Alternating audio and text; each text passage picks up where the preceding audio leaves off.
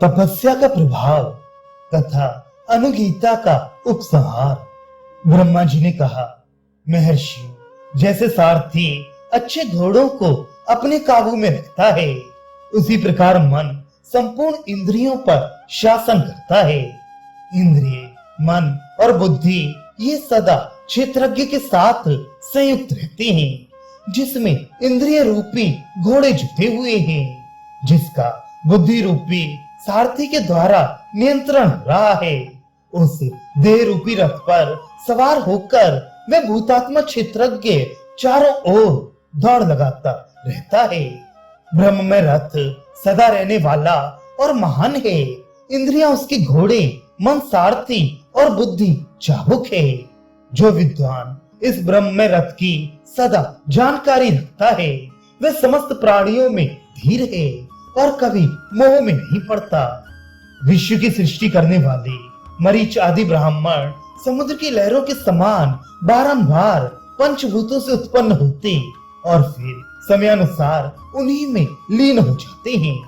प्रजापति ने अपने तपा शक्ति संपन्न मन के ही द्वारा संपूर्ण जगत की सृष्टि की है तथा ऋषि भी तपस्या से ही देवत्व को प्राप्त हुए हैं। फल मूल का भोजन करने वाले सिद्ध महात्मा तपस्या के प्रभाव से ही चित्त को एकाग्र करके तीनों लोकों की बातें प्रत्यक्ष देखते हैं। आरोग्य की साधनभूत औषधियां और नाना प्रकार की विद्याएं तप से ही सिद्ध होती हैं। सारे साधनों की जड़ तपस्या ही है।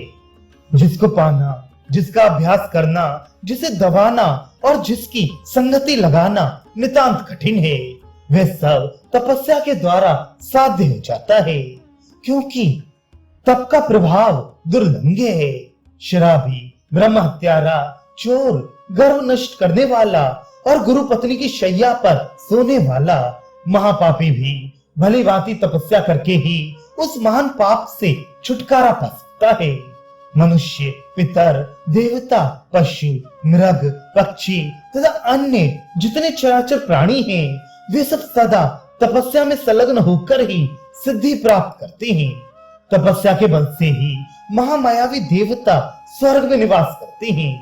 जो लोग आलस्य त्याग कर अहंकार से युक्त हो सकाम कर्म का अनुष्ठान करते हैं, वे प्रजापति के लोक में जाते हैं। जो ध्यान योग का आश्रय लेकर सदा प्रसन्न चित्त रहते हैं, वे आत्मवेत्ताओं में शेष पुरुष सुख की राशिभूत अव्यक्त परमात्मा में प्रवेश करते हैं। किंतु जो ध्यान योग से पीछे लौटकर अर्थात ध्यान में असफल होकर ममता और अहंकार से रहित जीवन व्यतीत करते हैं, वे अव्यक्त प्रकृति में लीन होती हैं। फिर स्वयं भी अव्यक्त संज्ञा को प्राप्त होकर अव्यक्त से प्रकट होते हैं और केवल सत्य का आश्रय लेकर तमोगुण एवं रजोगुण के बंधन से छुटकारा पा जाते हैं। जो सब पापों से मुक्त रहकर सबकी सृष्टि करता है, उसे अखंड ब्रह्म एवं क्षेत्रज्ञ समझना चाहिए। जो मनुष्य उसका ज्ञान प्राप्त कर लेता है, वही वेद वेदता है।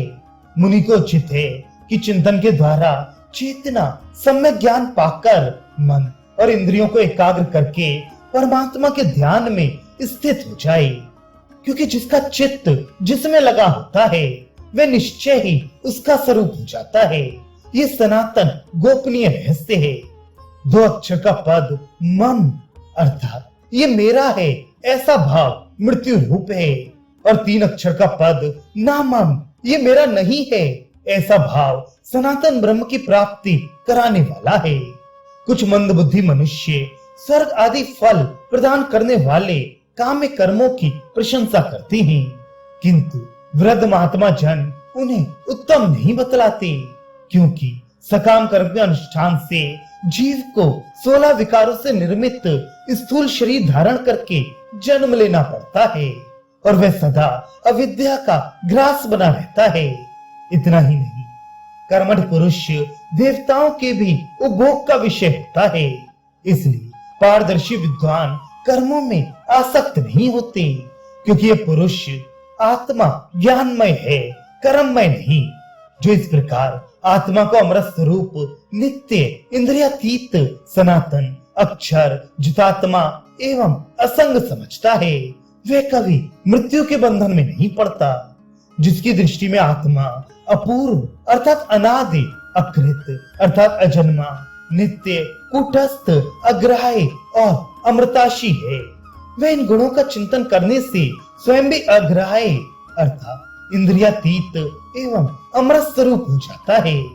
जो चित्त को शुद्ध करने वाले मैत्री, करुणा आदि संपूर्ण संस्कारों का संपादन करके मन को आत्मा के ध्यान में लगा देता है, वही उस कल्याण में ब्रह्म को प्राप्त करता है जिससे बड़ा कोई नहीं है।